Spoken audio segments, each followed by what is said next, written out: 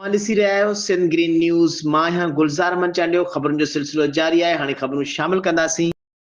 बहराम खां ख़बर शामिल कंदासीं त बहराम लॻमीरण माछी हाई स्कूल बिल्डिंग जो इफ़्तिताह महिमान ख़ास MPA कयो, जंहिंमें तालीम खाते जे डायरेक्टर TOs पीपल्स पार्टी उहिदेदारनि ऐं इलाइक़े जे सभई मुअज़्ज़िन वॾे अंक में शिरकत कई। उन मौक़े ते मुख़्तलिफ़ स्कूल जे शागिर्दनि ऐं शागिर्दाणियुनि टेबलोस पेश कया। तफ़सील मूजिब तालके मीरो ख़ान जे पुठिते पियल इलाइक़े ॻोठ मीरण माछी में USAID जे ताउन सां हाई स्कूल बिल्डिंग जो इफ़्तिताह लाइ CFC तरफ़ां वॾो प्रोग्राम, जंहिंमें मीर नादर ख़ान मक्सी रिबन काटे इफ़्तिताह कयो। जंहिं बैदि ख़िताब कंदे चयो त तालीम सां ई इलाइक़े, सूबे ऐं पाकिस्तान जो नालो रोशन कयो।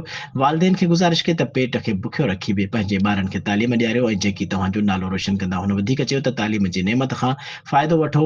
एजुकेशन जे हर हाल में मदद करण लाइ 24 कलाक लाइ मुंहिंजा दरवाज़ा खुलियल आहिनि। उन मौक़े ते education director Larkana Syed Safdar Ali Shah, DO Qambar Ilahi Bakhshumro, TO Bashir Ahmed, Saeed Ahmed, CFC director Tahir Zaheer, coordinator Abdullah Maksi, PP अगवान अब्दुल हमीद कंबो, मखदूम खान, खादिम हुसैन, नादर हुसैन शाह, गाजी मुगेरी, गुलाम शबीर, रोशन अली खोसो, अब्दुल जब्बार, रियाज अहमद, बचल खान, अब्दुल्ला खान मक्सी, मोहम्मद अयूब सोलंकी, अली जान समेत सभी माण्हुनि शिरकत कई।